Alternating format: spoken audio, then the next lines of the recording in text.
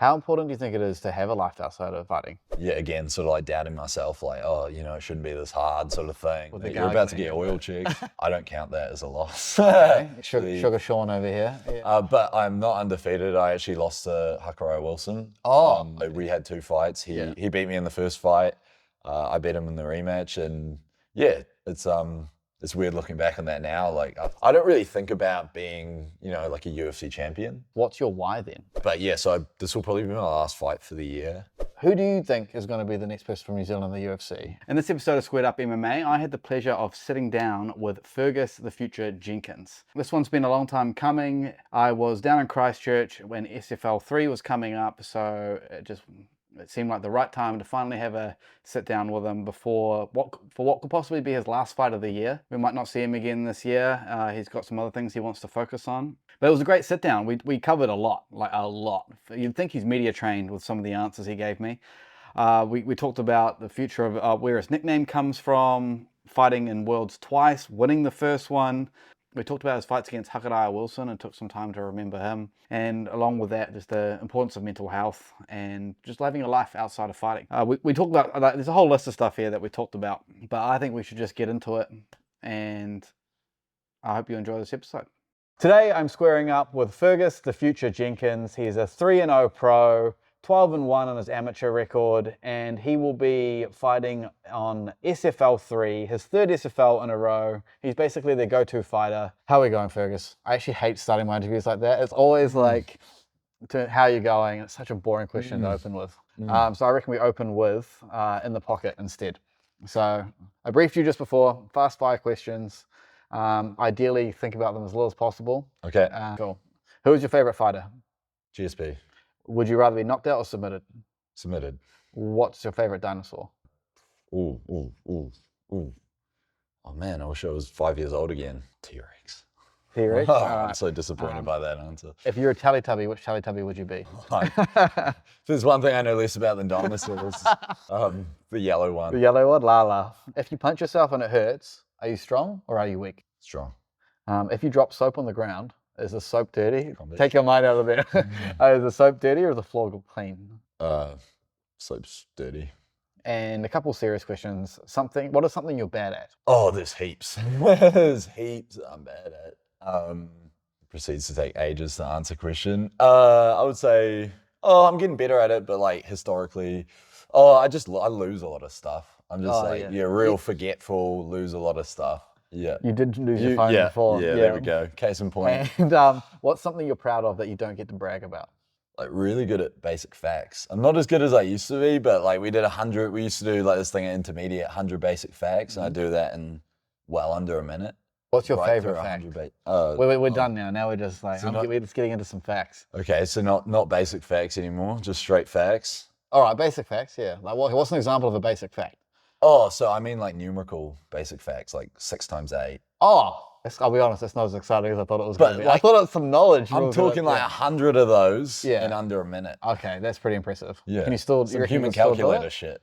Nah, I'm not as fast as I used to be, and you know it's hard to tell if that's a lack of practice or shots to the head, but something's catching up with me. Yeah. As long as you don't get to BJ Penn levels, you'll be all right. Yeah. Or Tito Ortiz levels there. I stay in shape, man. I stay in shape. I eat well. I don't drink alcohol that much at all anymore. Ever. I mean, not compared to when I was in my 20s. I take care of myself now. Now it's about my kids. I want to outlive my children, of course, 100%. And I just look at it as just, I take care of myself in everything I do. He just says some shit. At least he's not like thinking people are stalking him and stuff like that. Oh no, yeah.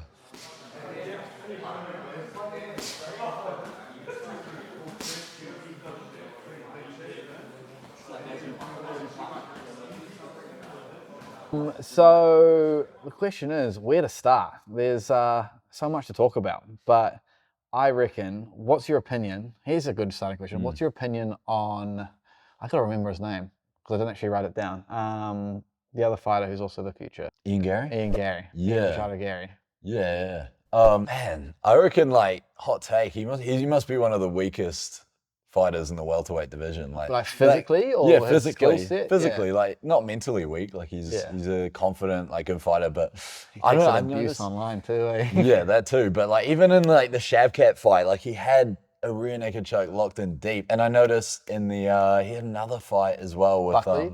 no MVP. MVP, right? Yeah. MVP, Oh, a and few he fights had ago. like a locked in rear naked choke, and he like could not finish it. And I was like, man, put me in that position. That guy's out in Not seconds. squeezing his elbows together. Yeah, yeah. Because how did the nickname kind of come about? How deep were you into your career when you? First fight, First fight, amateur fight. So yeah, I gave myself that. Karl gave me that name. I was gonna say that's fucking cringe. If you gave the first rule of nicknames is you don't give them to yourself. After one amateur fight. So like, what was the thought process? Were you like, I just need a nickname, and you? Nah, so yeah, I had no input in that. Like, Karl would not have it that way. Like, Karl's the boss when it comes to nicknames. Like, sort of just like doles them out whenever someone has. Like, you don't necessarily get it in your first fight, but when you have a fight where you show like a unique attribute or a unique skill set. So, for example, Corey didn't get his name until like a few fights, Corey Shadbolt. But yeah, he got the name Razor Sharp. Just so you look at his technique, like it's like, even compare it to a fighter like myself, like, his striking's very aesthetically pleasing and it looks clean. So, I think Karl's very good with the names and just sort of tailors it to, what the fighter's skill sets are, I guess. Yeah. Well, speaking of your first fight, I found it quite interesting that you had your first amateur fight on Eternal, of all things. Most people start locally in New Zealand. And you started over on essentially the biggest card, the biggest promotion in Australasia. So how did that kind of come about? That's my first one on record. I had one more at the NZ Combat Expo. That was like April 2019. So that was like 10 months before actually. Yeah, the Eternal one, that was a cool one to fight on because like still to this date, that's the only show that Eternal's done in New Zealand. So was that in New Zealand? Yeah, I didn't even realize that was in that. Auckland. Yeah. So that was an epic show to fight on. I didn't really realize how significant that was although the main card wasn't Fight Pass, which obviously was a big thing. But that was a scary fight too because I remember like going into it. Ezra Bergen had just won like the beatdown tournament, like 3 fights in one night, like bodied a couple of people, and that definitely like put some fear in me for that training camp. So yeah, as always, that's what you want though. So is Beatdown Promotions an extension of the Beatdown tournament? Oh no, so are they not unrelated? So are they all run by Damien Brown? Beatdown. Nah, so yeah, that's the one in Brizzy. Yeah. That Damien Brown runs, Beatdown Promotions, and I think because this is Core MMA, this is like Carlo Meister runs. Call from Hamilton. Yeah. Right, I see. Yeah, so I think that's called Beatdown that tournament as well. But yeah, there's no commonality there. Yeah. And because most of your 12-1 amateur record, most of that took place at IMAF. 8 of those fights took place at the Worlds. So that's actually kind of a short career. Yeah, I guess it depends how you look at it. So I mean, I started because there's actually 13-1 because one of them was not on the record. But is that the Expo one, or is this another one that wasn't on the record? That was the Expo one. Yeah. So that's April 2019 to January 2023 it would have been. So what's that, 3 years basically? Well, not even, 1, 2, 2, almost 3 years. Yeah, so I guess, I don't know. I'd have to like run the numbers, Like, I guess in terms of number of fights, it's pretty good. But in terms of like, length of the career, I don't know. But I think one thing that's interesting about my career is before I even had my first amateur fight, I probably already had at least 2 years training. And did you do Muay Thai before that? No. I think I just saw some. I had like not Muay Thai, so I'd done a few like sort of kickboxing, smoker type fights, but I think that's pretty typical, like before you go into, especially in New Zealand, eh? Yeah, I'm in heaps of jiu-jitsu tournaments, right? Yeah. But I think I see a lot of people, that they go into the cage, relatively quickly, whereas I actually, like, come to think of it, probably more like three years training before I had my first amateur fight. So I think that gave me like a really good base to build off. Yeah, and like it gave me a lot of confidence, obviously moving forward, getting the results I was looking for in those early amateur fights, and just like building that confidence from the ground up. Yeah. After 3 years of training, can you remember how you felt that first time, having like finally going against someone who's like actually out there to beat the shit out of you? Yeah, that was an interesting one because I was 18 at the time and I was fighting like a 32-year-old cop. Yeah, this guy, yeah, from Auckland MMA, I think it was. Yeah, and so that was a pretty scary fight. Like, he was a big man as well, and like, yeah, I was scared shitless, eh? But I think I have always had a pretty like keen sense of good, like sort of competitive instinct. So like I kind of forgot all that once I got in the cage and was able to listen to Karl and execute, like, as I said, like I already had like a pretty solid foundation and just sort of execute the skills that, you know, I've been practicing since I was 15. Yeah. Yeah.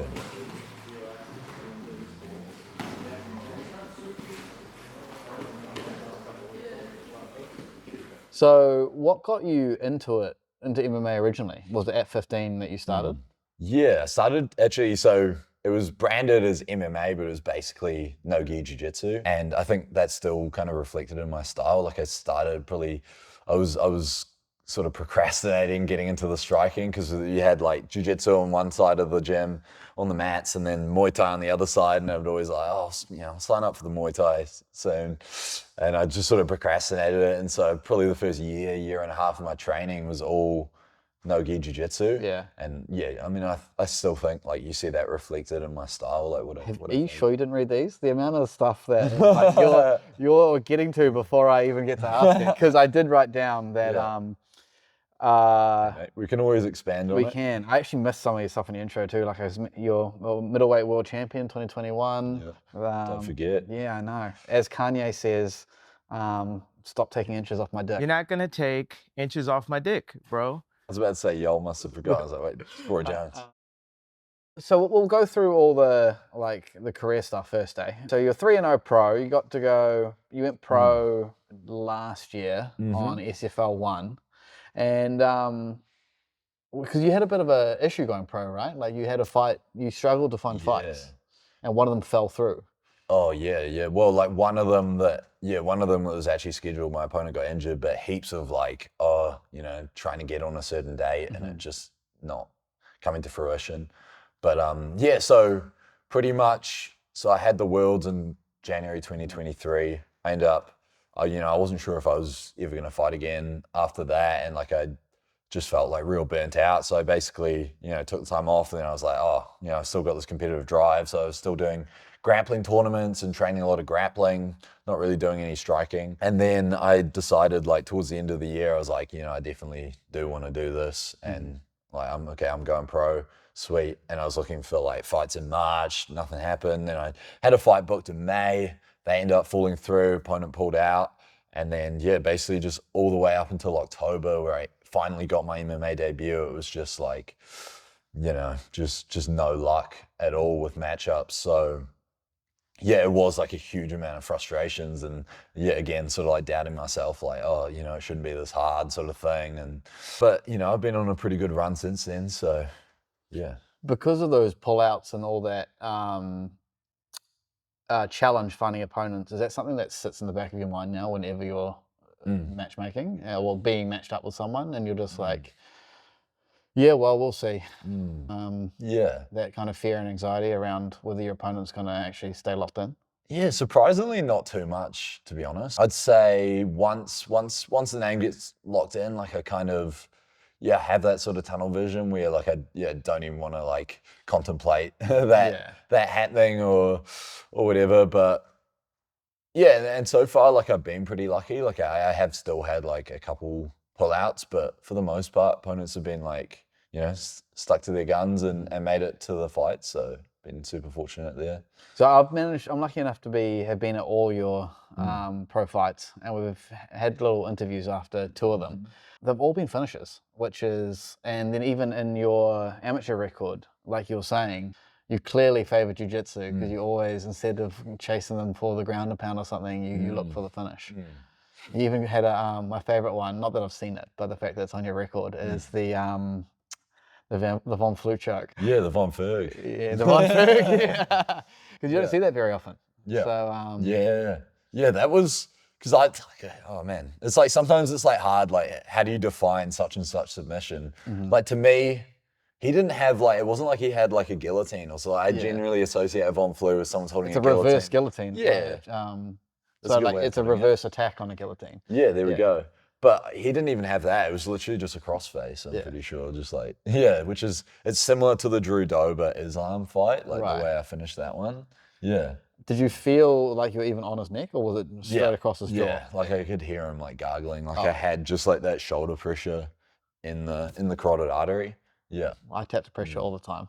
I can give you a demonstration. I mean, we can set the camera up, if that's because if you don't buy it. There's a new thing I'm wanting to do where I want to ask the people I interview what's their favorite thing they like to train, and then ask them to demonstrate it on me.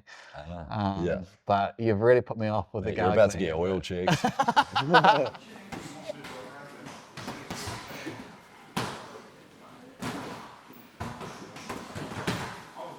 You mentioned Worlds and feeling burnt out, and that was a very different experience for Worlds than your first experience in 2021. So was it on the record it just has the one loss? Yeah, well there we go. So a little bit confusing with the record there. I don't count that as a loss. Okay, So my one loss is actually Sugar Sean over here. Yeah. But I'm not undefeated. I actually lost to Hakaraia Wilson. Oh. We had 2 fights. He beat me in the first fight.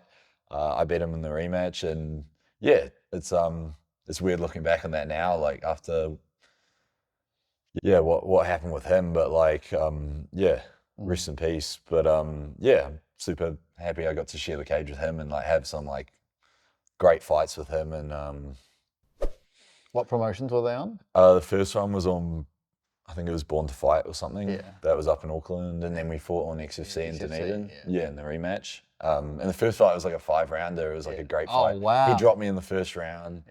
I started to battle back a bit, but we just had like a great fight. Like that's still like the hardest fight I've ever had. So props to you, bro. Rest in peace, bro. That was a shock to the whole community. Yeah, that was because I saw him once again in Bali, because I'd only hadn't really talked to him, but I saw him in Bali when I was over in Asia, and it was cool just see him in a different context and chat with him there, and man, he was a cool dude. But I was just shocked by the news, and it's just scary to think you never know what's going on with someone. Do you take quite of mental health quite seriously, and check in with your friends? And because I know within the fight community it can be quite macho. But that's what I like in the UFC the most, when these fighters show vulnerability and they're real honest with how they're feeling. And I have a really good friend group. So I have some really close friends that I've known all my life that are kind of outside of fighting. They're into MMA. I watch the UFC with them. So it's great that we have that kind of commonality there, but it's also kind of outside of, I can, get a break from just being focused on MMA all the time, because, they're not fighters and whatever, just kind of general mates. And I have a really, really good, close friendships there, and just a really cool, supportive family. So I've got a great support network in that sense. But especially when you do something so full on like MMA, it's such a beautiful sport, and there's so much that I'm passionate about for it, but you can't deny it's a really tough thing to put yourself through. So I think it is super important, especially if and getting hit in the head as well, you're throwing you throw that into the mix, you're jarring, you're rattling your brain. You're rattling your brain around. There we go. And you've obviously got to be extra cautious with all that stuff. Yeah.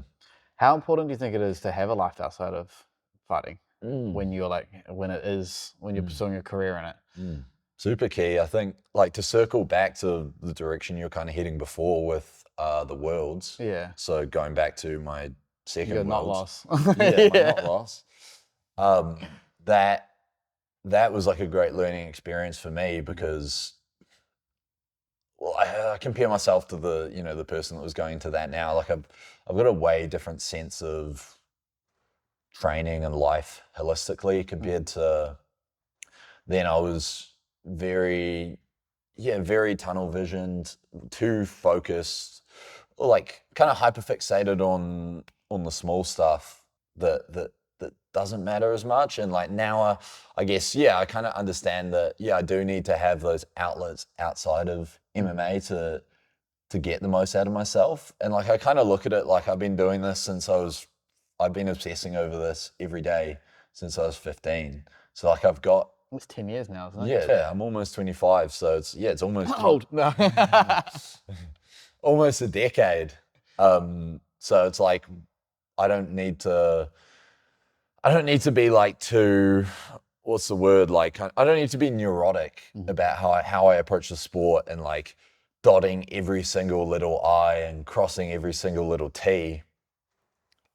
I can just like, I've just found like a much more balanced approach to things and found the best way to found a better way to get more out of myself. I wouldn't say the best way, and you're still perfecting things, but yeah. Because when you look back at the time spent and then the time going forward, do you see yourself spending MMA the rest of your life in any capacity? Like, so no matter whatever happens with your career and how it plays out, like whatever comes next, do you think it's going to be coaching or running your own gym? Do you think you're in it for life is essentially, no matter what you're... Probably in some capacity, but like I definitely look at that as something I do think about a lot, opening up my own gym and going down that route. But I think I also have just like a big passion for learning and in general.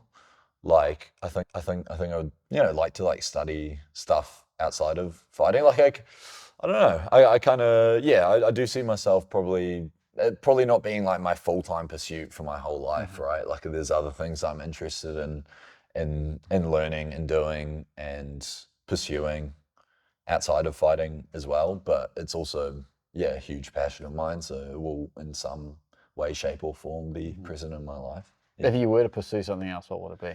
What are these things that take your interest in studying? Like if you look at the books that I read, like I mainly read like psychology books. Like I don't know, I'd studied economics, but I'd probably be more interested in like psychology, philosophy, all that kind of nerdy stuff, basic facts. How long were you at uni for? Little callback there. University. How long was I there? I did a bachelor of economics. So you're qualified. Yeah. You got to be nice. Yeah. That's 'cause most fighters kind of, you don't expect that. Most of them just go all in, especially from like when you start at 15. And you're only 24, 25 now. It's a very balanced approach to it. Because how did that conversation go with your parents when, like, you know what, I'm going to give this a crack as a career? I remember, because like going back to like my supportive family network, like my mum and my sister used to drop me off at train and pick me up from training when I was a teenager, like before I had my license. And I remember like driving back to the gym, mum was telling me like, oh, you're not thinking about doing this for a career, are you? And I was like, no, definitely not. And was that not the fun at the time? No, like I wasn't set like, oh, this is what I want to do, but I definitely had those thoughts like, damn, this is cool, like, and I feel like I'm pretty good at it. Like I should, I might want to give this a crack. But it really wasn't until like all the way up to like me finishing my degree, like I wasn't sure whether I'd pursue professional MMA, and it was only once I won the Worlds that I was like, oh well, I can't really not do that. Like can't leave it on winning the Worlds and not go professional. So and then I ended up just going back to like how many fights I had at Worlds, because I was able to get 5 fights in a week, which I only had 5 fights going into the tournament, so I doubled my record in a week.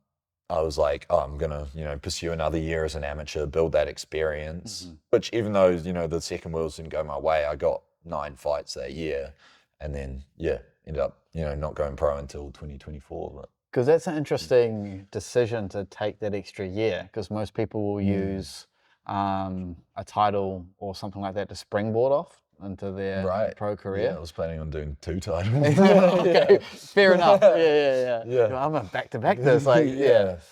Because when you were there the second year, and because of the previous results, were you like, yeah, you kind of felt like it was a sure thing, or do you never kind of go on that? I probably was a bit. I think there was a whole mix of ways in which I was not on the ball there with my like psychology approaching that fight. Like I was there was a whole lot of things. I think just generally I was just like quite burnt out, and I think when you're in that state or more neurotic, you're not your best self, and so I think like that showed on many levels mentally, and then in the fight as well. So yeah, but I think there was a bit of overconfidence mixed with not like kind of false confidence. Like, oh, I won it last time, so therefore I'm going to win it again. Yeah, and I'd had also like a really good year. Like I'd had those 5 fights at the start in 2022, and then I'd won like 4 or 5 more fights, won like a couple tournaments, and I was like, sweet, like I got this. But yeah, you get thrown curveballs sometimes. Yeah, that's what you learn from, right? Yeah. So that's probably part of the reason why you think that Worlds is also a great learning experience. Yeah, It there shows we you go. those things. Yeah, and hopefully you can learn from the wins as well. But sometimes you need to be reminded with like a fat L to actually like take that on board. Yeah.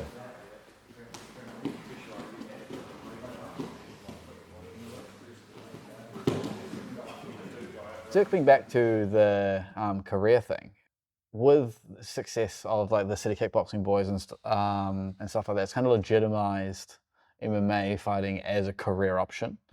So what's your kind of opinion on the path to becoming an MMA fighter in the modern era, and then for extra points specifically out of New Zealand? Like, you just repeat the first part of it? So because the CKB Boys' success Yeah. has showed that there's like MMA fighting can be a legitimate career. Yeah. And with multiple people like earning decent money, Yeah. it's like you can tell your family like, oh yeah, and they can be quite Yeah. supportive.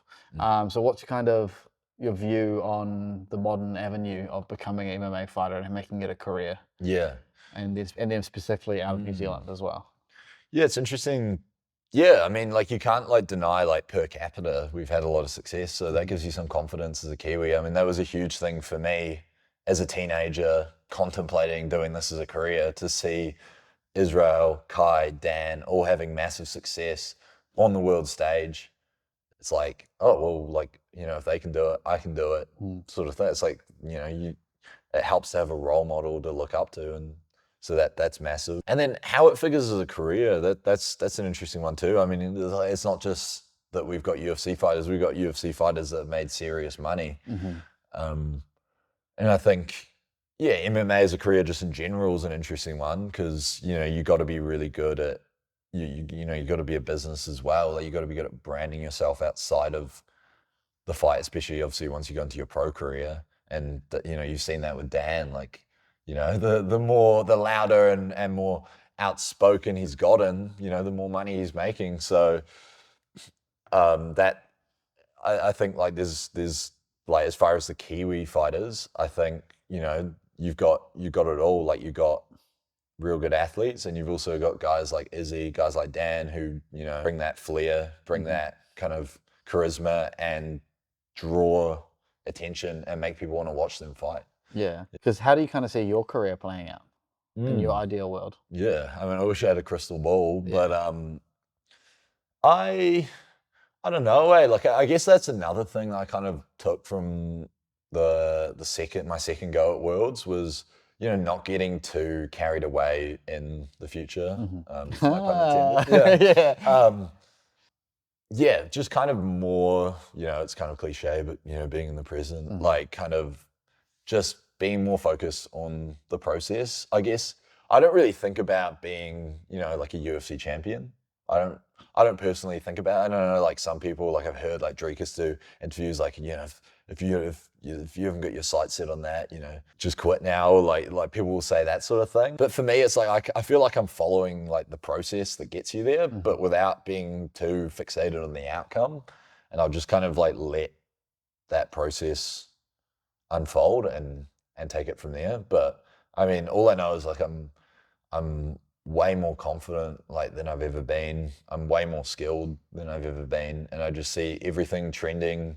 I don't know, like I feel pretty unstoppable. Like I don't know, I just feel like I've got all the attributes that push you in the direction of being a great fighter, and I'm not too fixated on like what that's going to look like, but I'm very confident in like I'm on the right path, and I'm just going to keep plowing forward in this direction, and it's going to take me somewhere good. Because you're not so much goal orientated and it's Yeah. about the process, what's your why then? Like when you get out of the bed in the morning and you're like, I'm not feeling it today, what's driving you to keep doing it? I don't know. Maybe it's like, maybe some of it's just like conditioning. Like I've kind of just been doing the same shit, and I'm just kind of like used to. Because I kind of like after I came back from Thailand, I don't know if you're gonna. Maybe I might have foreshadowed another question there. The recent Thailand trip. Yeah. Well, we won't get into every bit, but obviously that was coming straight off my fight. That was like another big kind of pushing myself hard in training. So I wanted to take it easy for a couple of weeks when I first got back. And it was kind of weird, like how quickly I fell into like, oh, I'm not like a hard worker. I just felt like lazy and whatever. And then I've just kind of had like getting back into the routine of pushing myself really hard with like work and training and everything. I'm suddenly like, man, like this is hard, but it just kind of feels like it's just what I've been doing for so long. It just kind of happens. It's weird. I don't know. I'm not like a person that believes in like destiny or fate or anything, but in some ways, like it does feel like that for me. Like I'm not like the most, I'm not even someone that's like, oh, I have to do this for a living. Like I have to be a fighter, but I just feel like it just comes quite naturally, a lot of it, and also just because I've been doing it for so long, and I don't know how much of that's like natural talent versus I've been doing this since I was 15 and obsessing it over every day, and now I just feel like I'm really like coming to my own as a fighter. Like I guess that having that kind of confidence that, you know, like it's going to work out gives you the will to push yourself really hard. Yeah, it's kind of a long-winded way of me getting to that conclusion there that like, yeah, it's that confidence that like, I'm good at this, it's going to work out. Therefore, I don't have any issue with like pushing my chips all in and like working my ass off. Yeah. So, because the interesting thing that what I'm hearing there is a lot of things have kind of gone your way where you're naturally gifted, and so some might argue that I'm trying to be careful to not make it sound like I'm taking a shot or something, but it's like because you hear all these stories of like they had to like fight through the grit and stuff like that, and they really had to work for it, but it's all kind of fallen in place for you, sort of thing. It's kind of what it sounded like. Yes and no. You haven't had to work for it, I guess. Yeah. Like when I say, like, I guess, I don't know, like, about naturally talented per se. Like, I don't think my best friend's like that. He's just naturally fucking good at everything, and I hate him. But you know, like a lot of stuff is just, he's naturally friendly, he's charismatic, he's funny, he's athletic. You don't develop that work ethic. No, he also works very hard. Okay. But it's just... Fuck that guy. Yeah, so why are you better than me at everything, you dickhead? No, I don't think I'm that guy at all. Like, I think there is a kind of like I sound kind of like up myself. Like, I'm not trying to be like that. I'm trying to just kind of explain like where my mindset's at now, and you know, maybe I'll get another reality check like Serbia, but Is that where the Worlds were? yeah, in Serbia, just a fucking add insult to injury. Oh, was that the same one Gene Jeremic was at? I think so, yeah. Because he learned because he's part Serbian. His last name's from Serbia. He met Molly McCann at those Worlds. Yeah, became friends with her. Yeah, I remember her being there. They went drinking with her afterwards. Yeah, I remember Kasib. You would have been with Kasib. I remember Kasib going drinking with Molly. Yeah. I was probably sulking in my room. The quick tangent. Kasib's family doesn't like me. Because no. I do a show called Across the Ditch with Joel Rasmussen from Southern Cross Combat. Right. He'll probably reach out to you for stealth. Because Kasib's from done most of his fighting in Australia. I didn't realize he was a Kiwi fighter. So, and I was vocal about that in the episode. And then his parents watched the bit, and then they're like, "Who is this guy? He doesn't know what he's talking about." I'm like, "Oh." They commented that. They said it to his face, I think. He Joel's mentioned it face. to you. Yeah, he told me, and I was just like, "Oh, well, at least they watched the episode." But and then because I also obviously he was on Relentless. Yeah. And I was meant to watch Relentless with my flatmate, and then I went to UFC 300 when it was on, and he watched it without me, and I'm still need to go back and watch it. Put a body lock on and practice using this to create a bit of separation. So you mentioned work. So what do you do for work? Like, how do you make the pro MMA career work financially? Oh, so up until recently, I've been working at like a paint recycling factory. Right. So just like, yeah, that was a pretty cool job. And then recently, actually, someone that I train with at Oceanside got an affiliation. Yeah. Shout out Hayden. Shout out Sam. Shout out the rest of them whose names are escaping me right now. Shout out Moneybags Alex Fort, my new boss. So he's a real estate agent. He's partnered with a developer, and he offered me a job as a property acquisition specialist. Oh yeah. So I'm basically just like looking for developments sites that they can use to develop on. So, and what does that entail? It entails, quite a range of things. Like scouting out properties on the street, then finding out information and trying to contact owners and see if they're interested in selling, like talking to them and trying to, so it's been pretty interesting. Calling people up, trying to buy their houses. And just cold calling too, I imagine. Yeah. Is that scary? It was, I was good. Yeah, it was weird. I was like getting that kind of like stress anxiety response of like, sweating and like heart palpitation. But now I feel pretty comfortable. I'm like 2 months in, so I'm like, sweet, getting used to it, new skill. When you were starting to stress on the phone, you're like, I get into cages and fight people. They punch me in the head. Like, why is this scaring me? Yeah. But they might say no. Yeah. So, I mean, it's ironic that I say it like that. Like, rejection scares me as well. Yeah, but, well, there we go. I think, it's like it doesn't matter what you do. Yeah.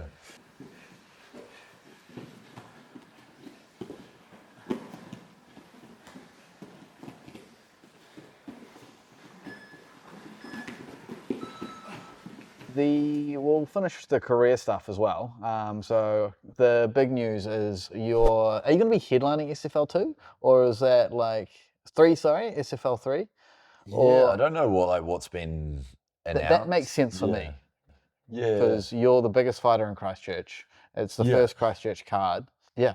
Yeah. I guess we'll see how it I guess plays out. like they've only announced 2 fighters, right? Yeah, so myself and old mate. Dickie Emmett Armstrong. Yeah, there we go. Yeah. So I guess we kind of have to wait and see, but I have got a bit of a the promoters sort of suggested that could be the direction it's going. Yeah. Let's make that happen, boys. Yeah. Moses. Do it. Do it. So kind of thinking about you get to fight in the city you grew up in and in front of a home crowd. Is that quite an exciting concept to think about? Oh mate, yeah, that's wild. Like I haven't actually fought here since 2021. I had a boxing match at Cal Stadium just down the road, and so it's kind of crazy. Like I didn't, I mean I know I saw that Stealth Christchurch had been announced like a while ago, but it seems so far off, and now that it's actually coming to fruition, it's pretty crazy. It's huge for me because I feel really embedded in the community in Christchurch and like the people around that have like built me to the fighter I am today. Like it's like obviously like my home gym here at CFC, like my coach Karl and all my teammates here. But I do my training at Oceanside. I've trained with Steve Hill, Matt Ox, all the wrestling boys as well, and like just all around Christchurch, so many people, Open Palm Massage and Jerry and that, and Ro, they've all inputted so much into my career, like just the overall martial arts community in Christchurch. So to, be bringing an event and being able to, fight in front of all these people that, otherwise, wouldn't be going to my fights live is just such a crazy opportunity for me. And I think just for Christchurch as a whole to have when we've really been a barren wasteland for MMA, particularly like professional MMA. So then for Stealth to be bringing like a top class pro fighting to Christchurch, that's just a huge thing for the city overall. Like not just for myself, like personally, super pumped. And then I think just for the city as a whole, it's a massive deal. Does it mean a little more to you because you got to have your pro debut on a Stealth, even it was the first Stealth that you got to have your pro debut on, so to then fight on the first Christchurch card? Well, I talk about like how, I had some initial setbacks, but now my pro career is going really well. I owe, so much of that to Stealth. So I've already had 2 of my 3 pro fights on their cards, and now I'm going for my 4th pro fight. It's going to be on another Stealth card. That's huge. Like without them, who knows? Maybe I'd have 1 or 2 fights at this stage. So I think it's absolutely massive to have another promotion. It's exactly what New Zealand needs, especially with so many talented fighters. Just giving them just having that platform. It's like what's the use in having all these talented fighters if they can't fight? And we've now got 3 fight nights that rotate throughout the year, and they all are SF something. Oh, right. So there's obviously the Supremacy Fight Championship, Shuriken Fight Series, and Stealth Fighters League. And the amount of times I get them confused. That's really, really exciting for you that you get to, because I'll hopefully be coming down. It's like mid-August, end of August. August 30th. 30th, okay, yeah. So right at the end. It's weekend before my birthday. I'm turning 32. Call me old, mate. Yeah, I know. I was hoping you weren't going to be like, how old are you? You got greys.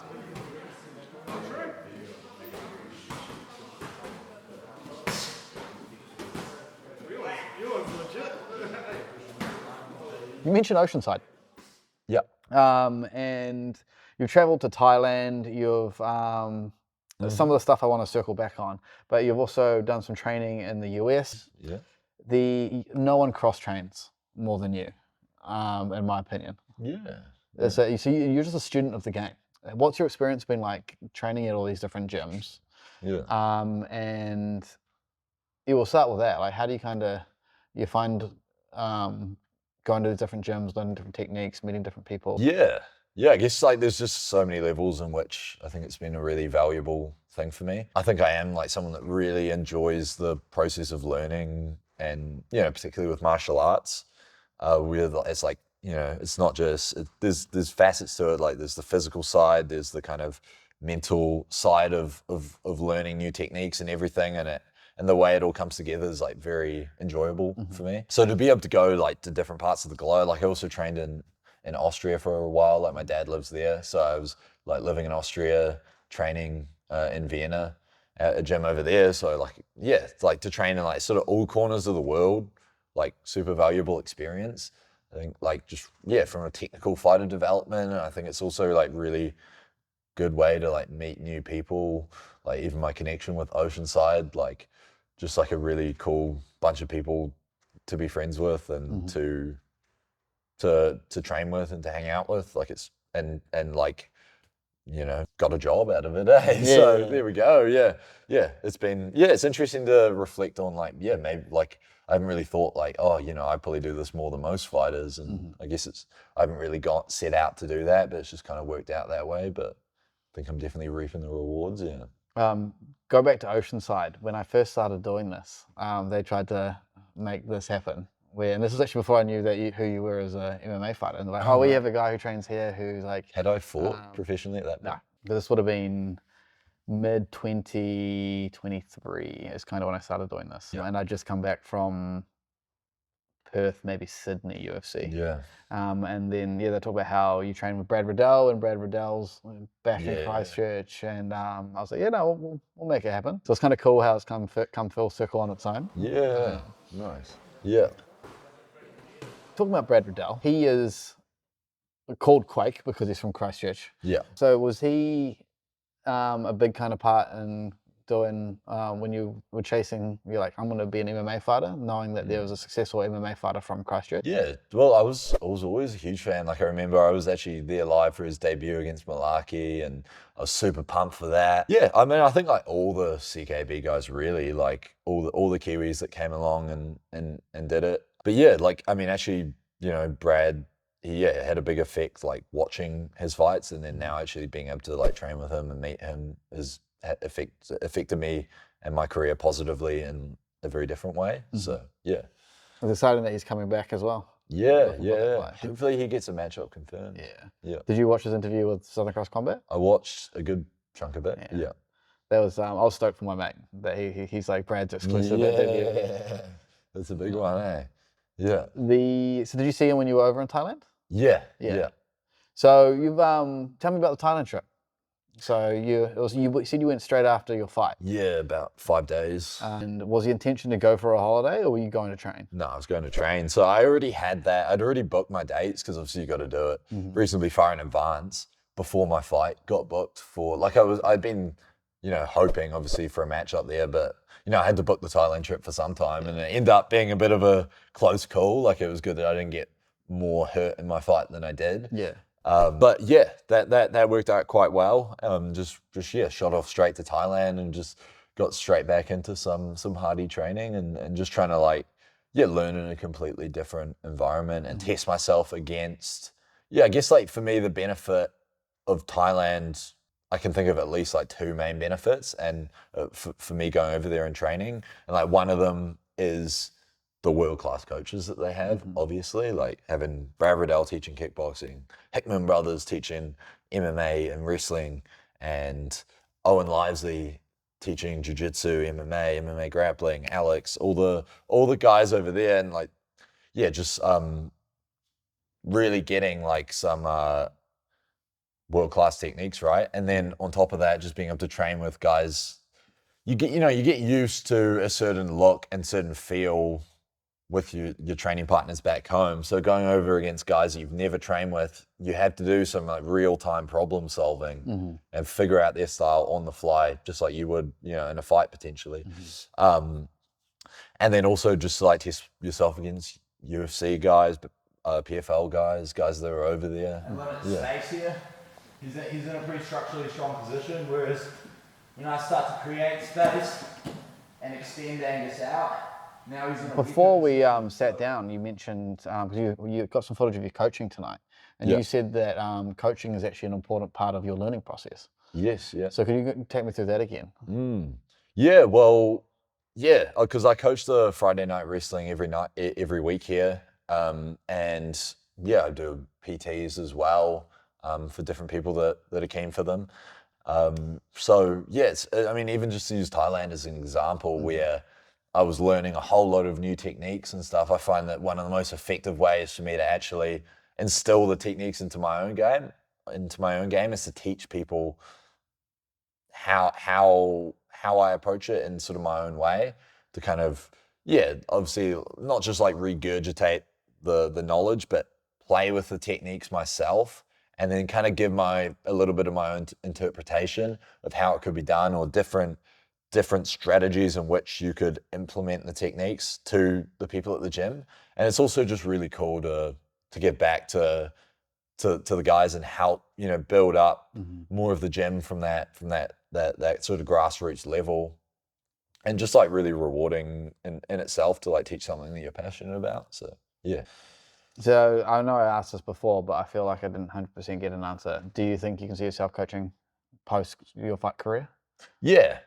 I guess it's like another example of, me not thinking too far ahead, yeah. But no, that's definitely something I look at. But again, there's like so many variables that go into that, and so it's like, see where I land up. Yeah.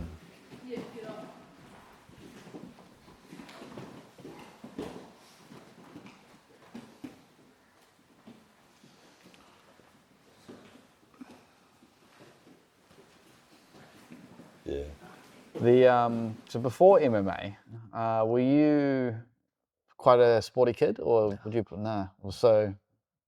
played nothing? Nah, so I never did any formal sports. That's quite surprising. Yeah. I was like real active. Like I was a bit of a weird kid. Like I just walked around my backyard for like 4 hours, And just the imagining stuff. Fair enough. Active imagination. Yeah, That's cool. my mum called it pacing. Pacing, yeah. Yeah, so very active, and like even though I didn't do any kind of like, a couple of times my dad tried to sign me up to martial arts, and I'd do it just long enough for him to buy the gi, and then I'd bugger off. Yeah, but yeah, I didn't do like sort of formal kind of training or anything, but I used to wrestle with my friends all the time. And I think that probably did give me a sense of like how to use my body and how to wrestle and grapple and a sort of intuitive feel for that. So I think like even though it wasn't formal training, it kind of was a good background. Yeah. So when you started again when you were 15, was your dad like, oh, we'll see? He just thought you were going to bail on it again? Yeah, I don't know. Like I remember like yeah, like doing like I'd like grapple with him like after I'd been training for a year or like hit pads or something. And no, he's always been like real supportive of it. I think like it's something he's always had like he wasn't like he didn't do any sort of serious training, but he did a bit of martial arts and stuff. And he's always had some interest in it. So I think he's really been like happy to see me. Yeah. On a serious note. Yeah. Has he always been in Austria? Nah, he moved there just like a while back. But no, funny enough, he was born in Australia. Yeah. Now he lives in Austria, so sometimes that confuses people. Yeah. Mainly Americans, I think. Yeah.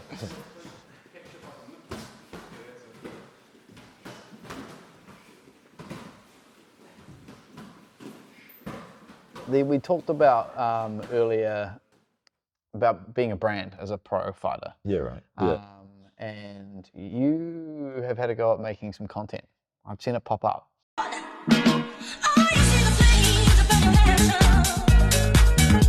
The main one that comes to mind is this like some kind of oat smoothie or something that you made. Oh yeah. Do you know what I'm talking about? Yeah, I might be I might not be the best man to go to for this. But how do you I'm in the early stages. I like it. That's where I'm going. Like it's fun. I feel like it kind of like motivates. It's cool to like do something other than just like training, and it's kind of like motivating to put yourself out there a bit. But yeah, I mean, I think like I've done well having my mate Jack on board who works for CSN, and I've got him. I've like organized like some personal work that I've done with him as far as like just like professional videography and stuff. And I think all that, along with like the massive work that CSN and yourself like just like publicizing the fighters with like real good professional footage and interviewing. I think that's really like helped my social media game and just like my general. So I can't take a lot of credit for that to be fair, but I think this year with the pro career and everything, that stuff's been coming together nicely.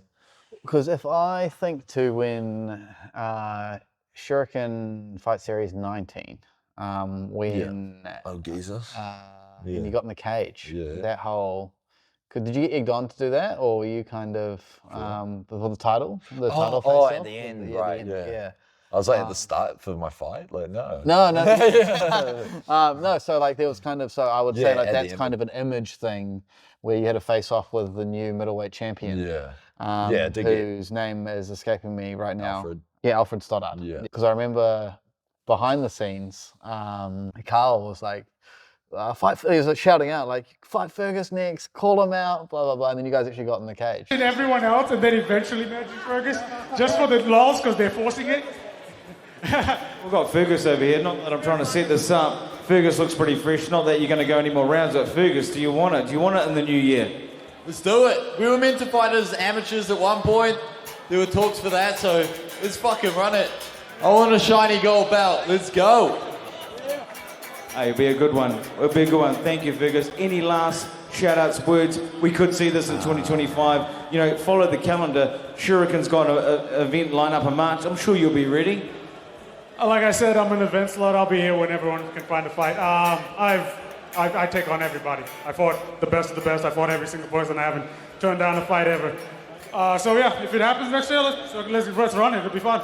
My sponsors, Cheeseburger Factory, Smoking Gringos, Feel Good Nation, they have my back and they've like kept me 100% sharp. And lastly, John Varkey had Walk Without Fear.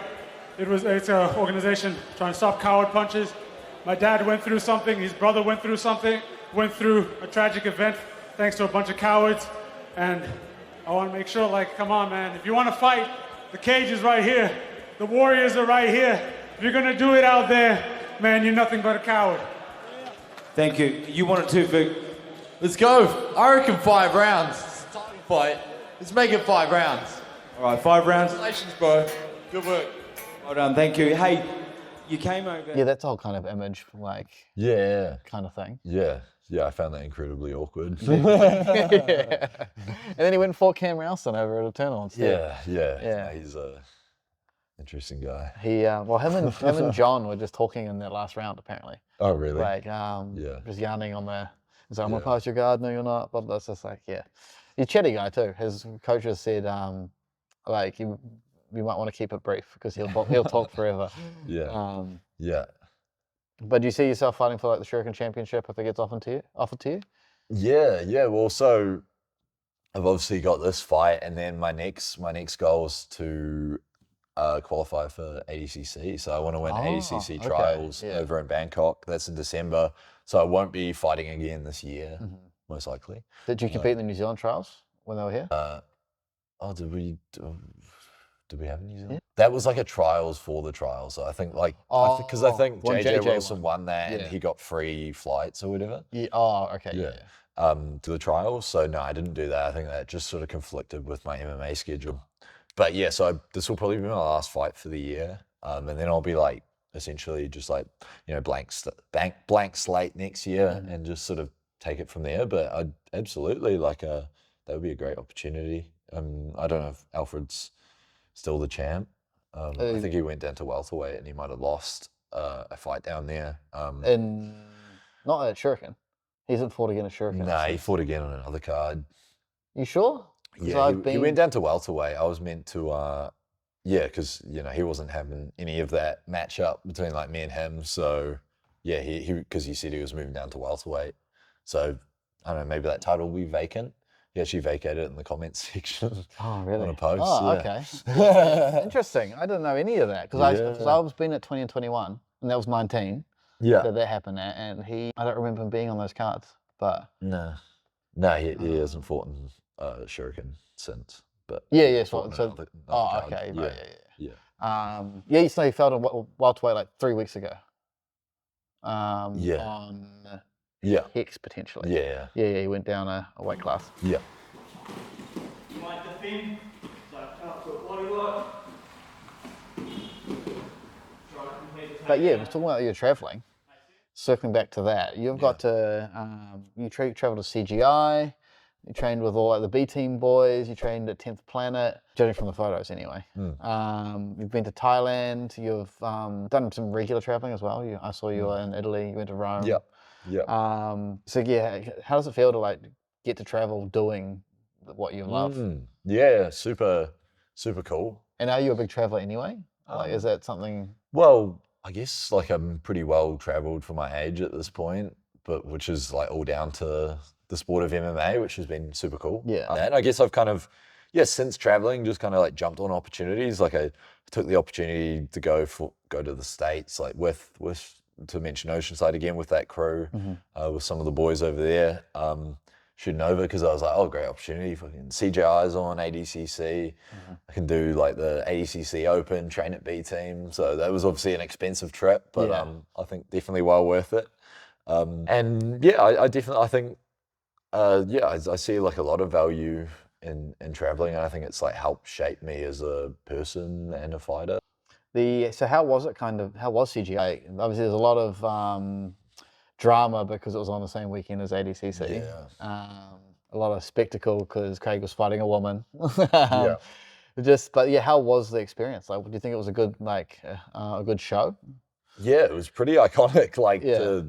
It was a pretty cool place to be, given how much noise that event was making. Like it was obviously such a spectacle, and I don't know if there will be anything like it again, like, because there was something special about that first CGI where it was going head to head with ADCC, and it was the big story in jiu-jitsu and really like lighting up that whole grappling space, right? So to be there for that event and watch those matches, and then to see how some of those matches turned out, like namely Cade Rotolo and Andrew Tackett had what some are in the calling semi-final, the greatest jiu-jitsu match of all time. So to be there in Vegas to watch potentially the greatest jiu-jitsu match of all time on the most talked about jiu-jitsu carnival time was a pretty crazy life experience, to be honest. And like the atmosphere in that arena was insane. So that's a pretty insane life experience.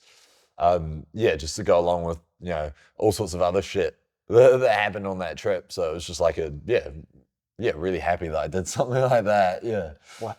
You can't say that and not tell me what happened. Yeah. What happened on the trip? Nothing too crazy. Just more just like, being at ADCC, watching like Gordon Ryan and John Jones pull up right in front of you. Yeah. And just more like that. Nothing weird. Yeah. George training at B team as well, like pretty crazy gyms, like not necessarily somewhere like I thought I'd see myself training, and just being in the United States, like pretty like, you watch that's what you watch growing up. So it's like your first time in the States. I don't know, have you been to the States? Yeah, it was last year as well, actually. For the UFC 300. Oh, I dude, went and covered that. Yeah, there we go. Vegas is massive. Like just the sheer size of the buildings. Yeah. Like it doesn't make sense. And the hotels look close because Yeah. they're so big. Yeah. But then you get in the car and you're driving for like 15 minutes and they're not getting any closer, and you're like, what the hell? And what was 300 like? It was amazing. Yeah. Like Peak life experience. yeah, like especially with doing this, it was probably going to be the highlight of my career. Yeah. But I really had to like reality check myself when I was in there, because I was just like, I was grinding out interviews. And then I'm like, but I'm a fan. Like, I'm not even watching the fights. And I have to make a decision here. Am I here to experience 300 and try to remember the experience, or am I here to get content, get a bit of growth out of it? And then at that point I stopped. I was like, look, I'll work on the content later. I'm here to experience it. So did you at least get to watch like the main card? Yeah. So like I only saw one fight live. That was, I made it inside for Pereira's walkout, because it's actually a mission to get from T-Mobile Arena media tent, which is in the car park out the back, up to like the big media area. Yeah. And because I wanted to get all the interviews and stuff, it was once the last fighter had come in, then I'm like, all right, I'll go inside. Yeah. But so like I didn't see the Holloway knockout live. Like I saw it live, but I saw it on TV. Person, But then like, I got to ask Pereira questions. I got to ask Holloway questions. It's going to go down as like probably one of the best things I've ever done. Expensive trip though, like you said. Yeah. Did you go to the Sphere? I took a photo from it from a distance. Oh, mate, should have got in there. Well, so that was another one. My big one was the Grand Canyon. That was my one must thing that I did. So I booked a helicopter trip to the Grand Canyon. Yeah. And that was $1,000 on its own. But not doing Fremont, Old Vegas. I don't know if you did that. No. Apparently that's like a must do. And then the Sphere. There's reasons to go back. Maybe International Fight Week next year or something like that. Because that would be pretty cool.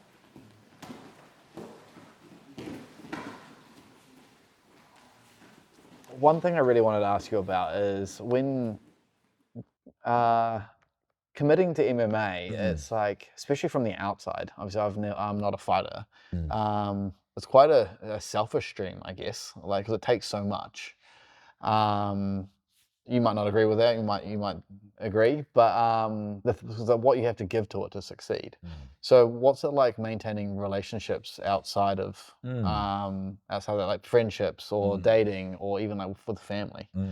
Like what kind of challenges do you people not realize in the sacrifices you make chasing this dream? I think it's pretty full on, because it's not just, it's not like you're making a living out of the sport when you're pursuing it, at least to begin with.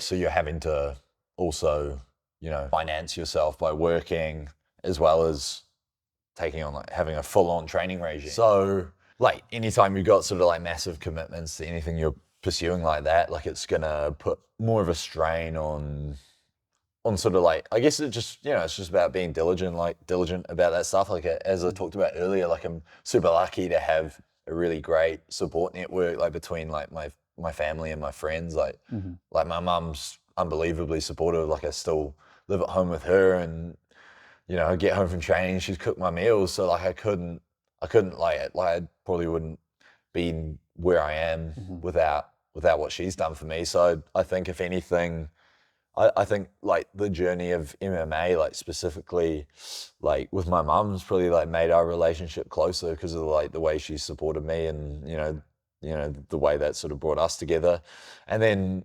But it does just make everything difficult. But as I guess you kind of like touched on some of that, like having like some of that balance in life, I think like that's something that like I view seeing my friends as something that helps my career. Like obviously if I'm just going out partying and hanging out with my mates, 3 or 4 nights a week, like that's something to help me. But I catch up with my mates, still get home and get to bed early and recover for training. Like that's gonna help me. Like that's gonna take my mind off it. That's gonna make me enjoy life. That's gonna give me a chance to like unwind, and it's gonna make me a better fighter. So I think it's just how you fit all those puzzle pieces into life / fighting that like determines the success of like your career, your development as a fighter, and the success of your relationships. Yeah.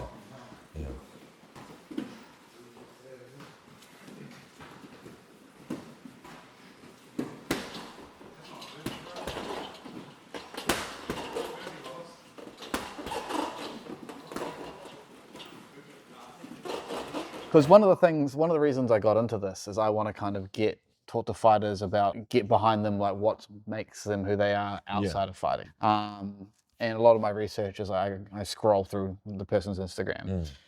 Before I get where I'm going, do you know how many non-fighting photos you have on Instagram? Non-fighting posts? 1 or 2, man. Yeah, you're bang on. It's 2. Do you know what they are? There'd be one in Nelson with my mates. Okay, yep. Yep. I didn't know it was in Nelson, but yes, with your mates, yeah. I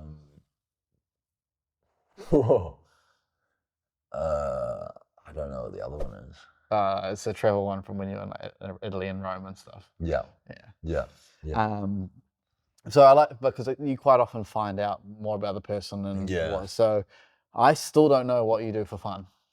So what do you do with your, like you keep talking about hanging out with friends. So, you're like, so far there's no evidence of such friendship. Well, no, in Nelson. Sure. 2 years ago I had friends. But like, so what do you do outside of fighting that interests you?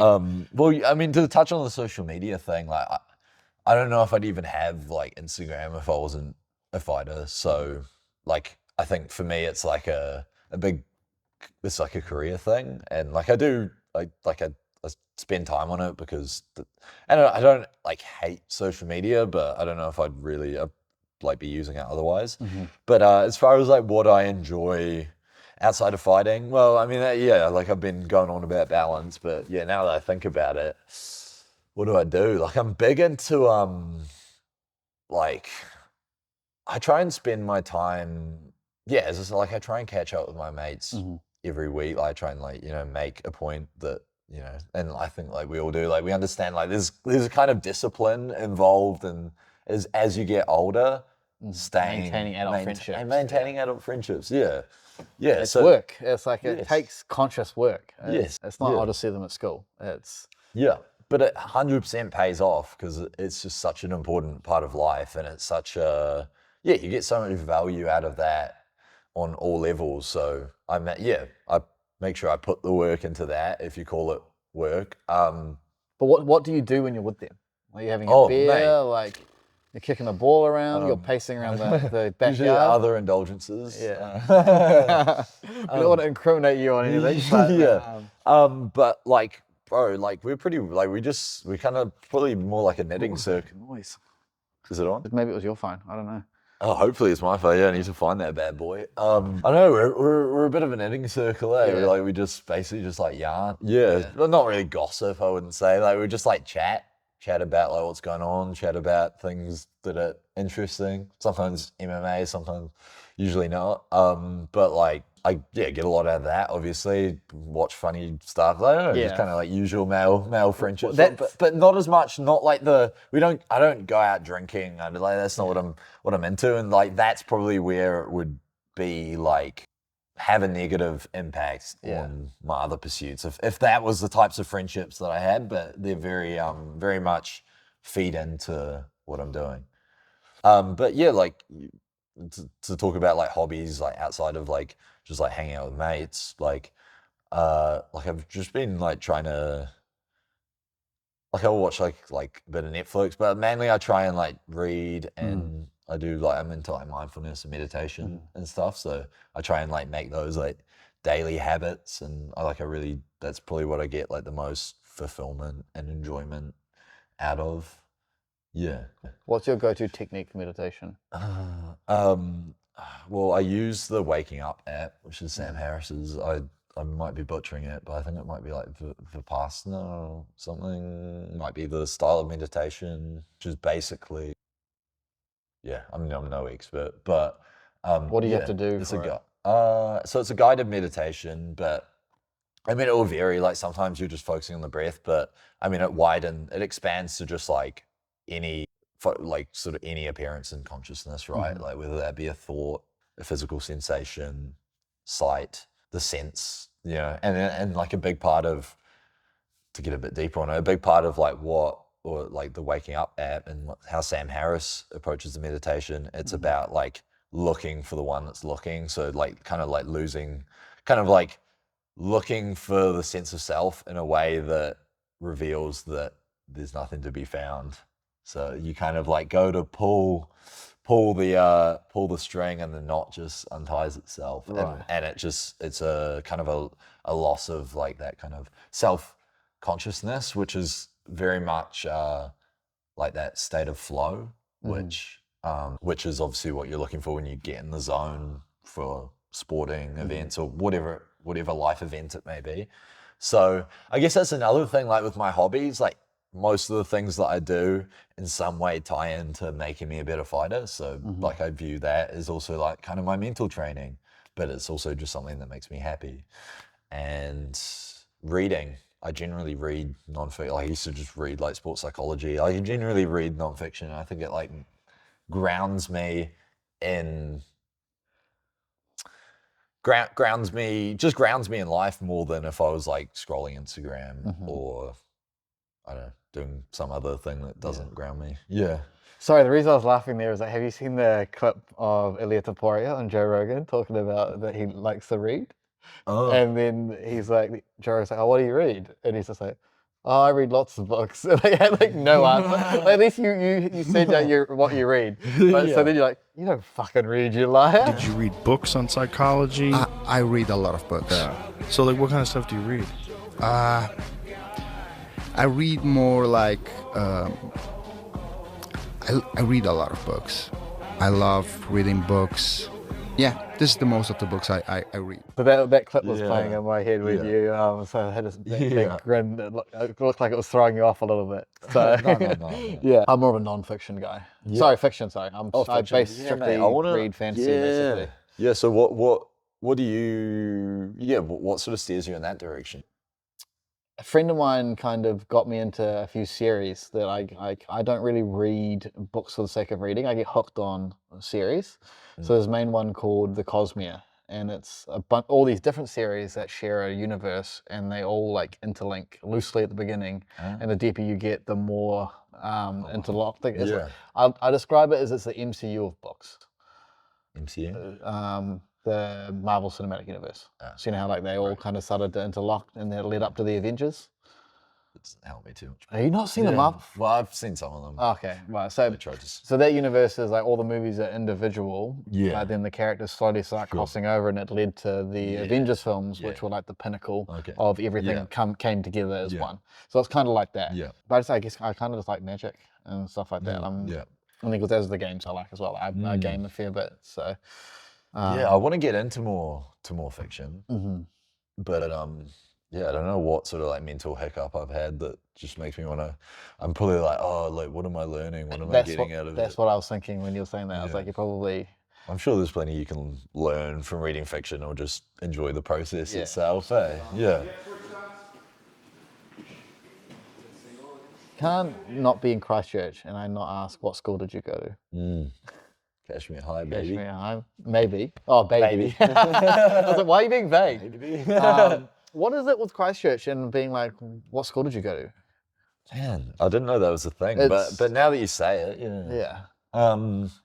I think it's a class thing. It's like Yeah, they're trying to gauge yeah. whether you went to King's, what was it, Boys High, or what's the other one? St. Bede's. Christ. Oh, Christ. Yeah. Yeah. Yeah, St. Bede's another bit of a receipt. Yeah. Well, yeah, it probably is a bit of that, eh? Like, no, like it's weird. Like when I was at Kashmir, like I was like, oh, yeah, the school seems pretty average. But like once I left, I was like, oh, like in hindsight, looking at some other schools, I'm like pretty happy with it, eh? Yeah. So I guess there is a bit of that kind of like, oh, like weird kind of sense of pride or whatever. I don't know. Yeah. In Auckland, people ask because it's essentially they're looking for a commonality. So it's like, do we know anyone in common? Do I know anyone that went to your school? But Auckland's so fucking big. It's like if it's not in the same small region as you, like say you grew up out west and they go to school in South Auckland, you're not gonna fucking know anyone unless you got family there or something. Yeah. I kind of jammed that one in. But so going back to your fight career and your next fight. So you've there's a bit of hype behind you. Like there's a video of both Izzy and Dan talking you up. Izzy said, you're going to be the next person in the UFC. Yeah, man, good job, Fergus.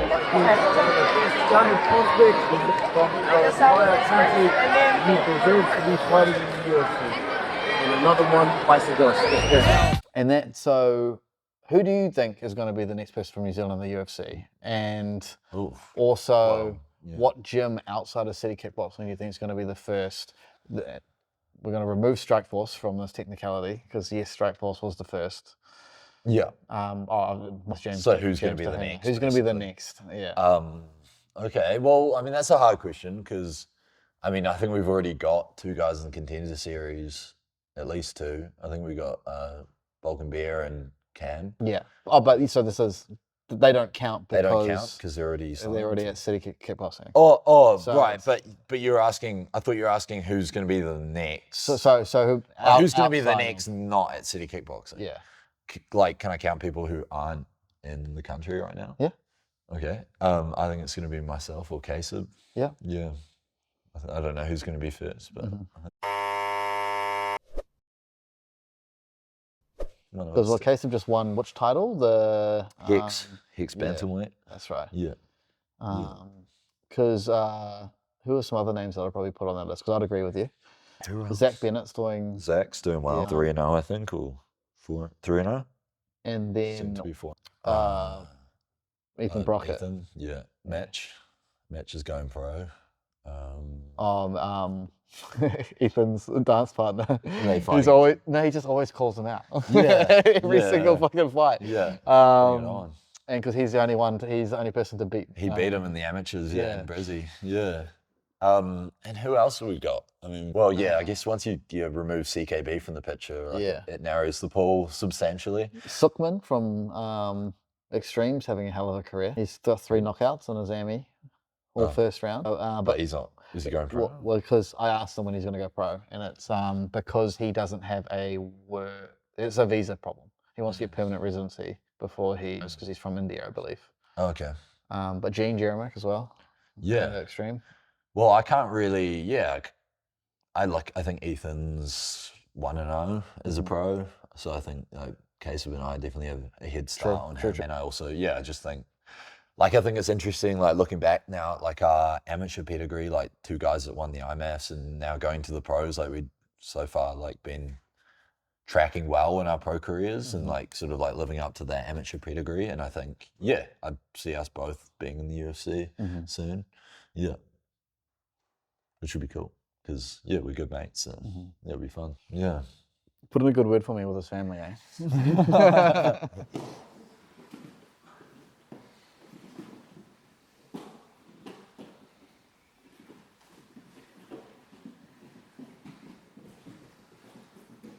Yeah, we've been talking for nearly an hour and a half, so there are other stuff I want to talk about, but I reckon we save that for another one. Cool, man. Yeah. Thanks for taking the time to talk to me, bro. It's, I know it's late. It's, all my phones are fucking over there, all 5 of them. Yeah, well, all the best for your fight. It is. Neither of us had dinner. Fucking hell. Thanks for taking the time to talk to me. Yeah, man. If you want to shout out your social media, your sponsors, say where people can watch SFL down the camera. I'll put it Sweet. at the end. Yeah. All right. This is your time to shine. SFL Say whatever you 3, want to baby. say. Yeah. Sorry. Down this one? Yeah, All right. down this one. All right, let's go. This is going to be the best promo of all time. All right. SFL 3 at Wolfbrook Arena. Don't miss it. That was a terrible promo.